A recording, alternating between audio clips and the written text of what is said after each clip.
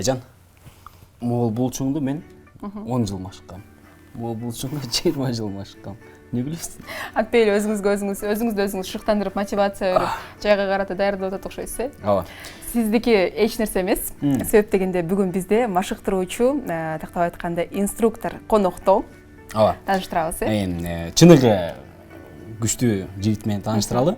Пауэрлифтинг боюнча спорт чебери Дастан Олжобай уулу келип отурат. Ассаламу алейкум. Ассаламу алейкум. Кутман таңыңыз менен жакшы келип алдыңызбы? Жакшы.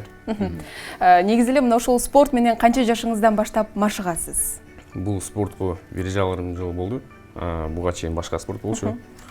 Азыр эми 1,5 жылда результаттар бар. Жакшы машыгып атабыз, так машыгабыз дейм.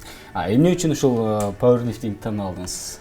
Пауэрлифтинг Эмнеси кандай артыкчылыктары бар дегендей? Ал эми биз мурун мындай спортто жүргөндө оор атлетика жөнүндө билиштүү эле эмес, бул оор атлетика. Залга келип, машыгып жүрүп, анан ошол жагы жакты да. Ошол боюнча чыгып, ошол боюнча.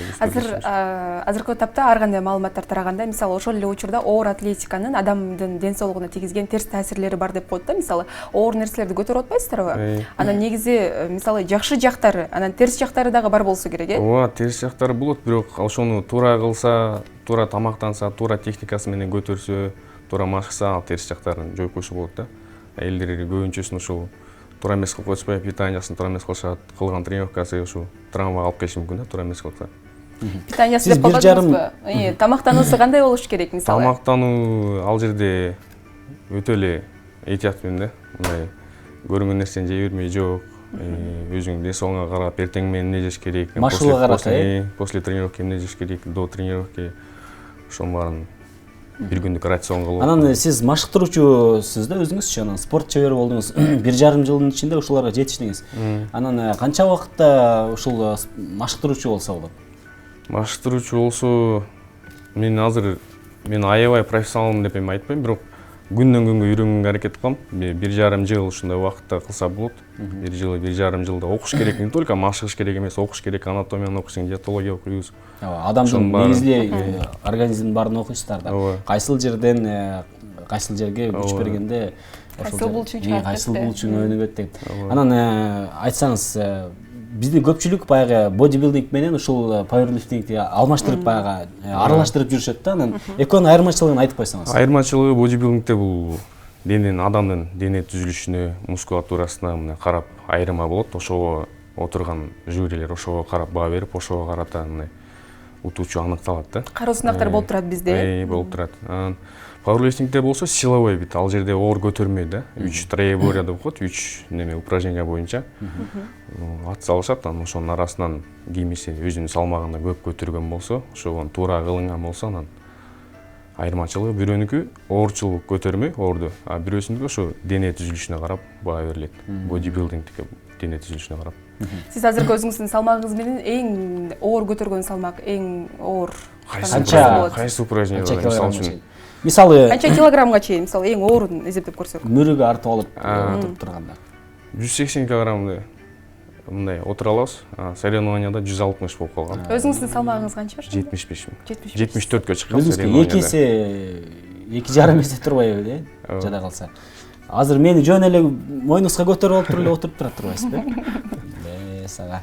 Жакшы. Мисалы азыр машыктыруучусуз, инструктор. Анан негизи эле азыр көбүнчө менче жаштардын көпчүлүгү мына ушул дени сак, сергек жашоо эмес, алардын оюнунун баардыгы тең сулуулук болсо керек, көбүнчө сулуулукка ыкташса керек, машыктыруучу залга барганда дене оюн, дене түзүлүшүнө көбүнчө маани берет. Көбүнчөсү ошого карап келишет, андан кийин ошо ал жерде ошо ден соолук экенин биринчи очередь билишпейт да. Ошо биринчи очередь ошо мен чыгарып алсам, минтип алсам деп келишет, бирок келгенде айтабыз, түшүндүрөбүз, ошону туура тамактансаң, туура уктасаң, туура баары упражнениялар туура болсо, анан дене түзүлүшүң жакшы болот.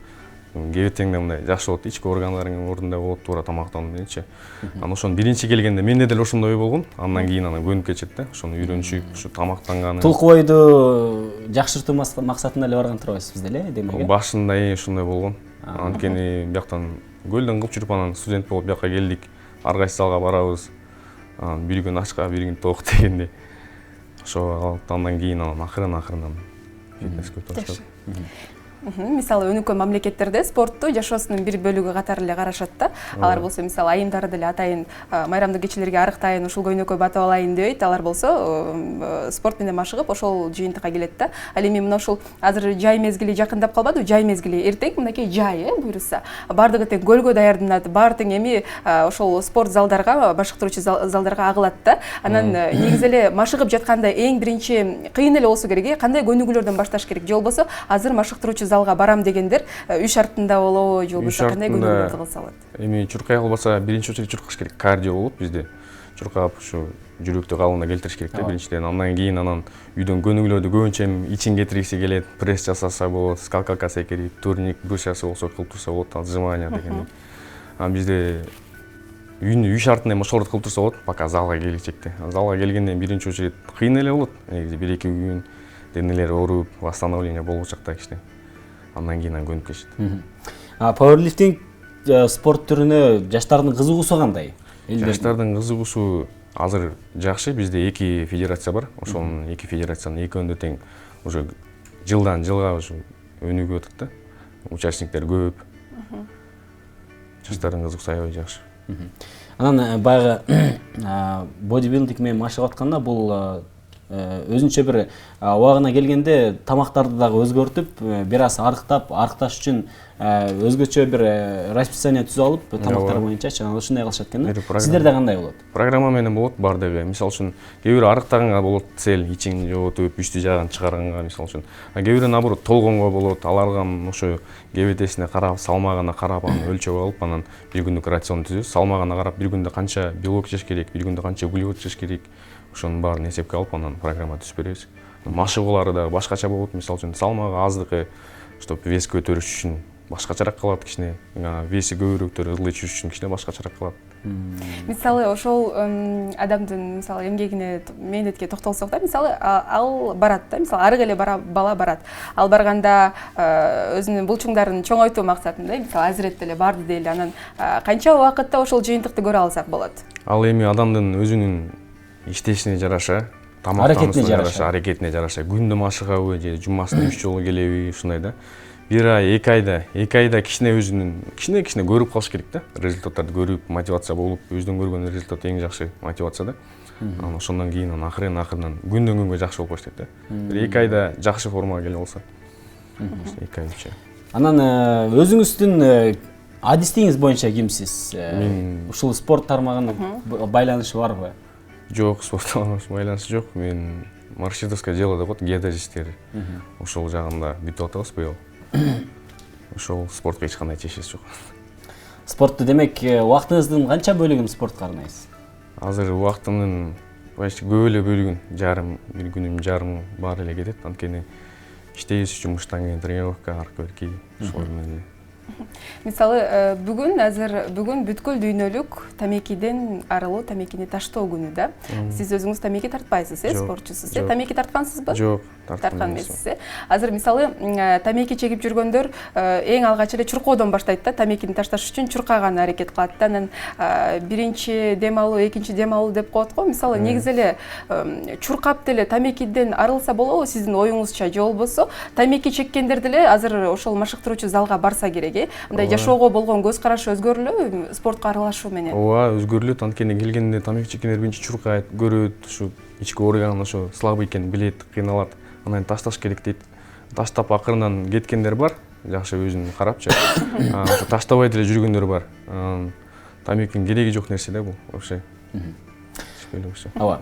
Телекөрүүчүлөргө дагы бир жолу эскертип кетели. Пауэрлифтинг боюнча спорт чебери Дастан Олжобай уулу бизде конокто турат. Эгерде сиздерде кандайдыр бир суроолор болсо, бир кеп кеңеш угайын десеңиздер, мына ушул пауэрлифтинг боюнча, же болбосо арыктоо боюнча деле бир кеп кеңеш сурайын десеңиздер, бизге түз байланышка чыксаңыздар болот. 56 56 72, шаарыбыздын коду 0312. Ооба.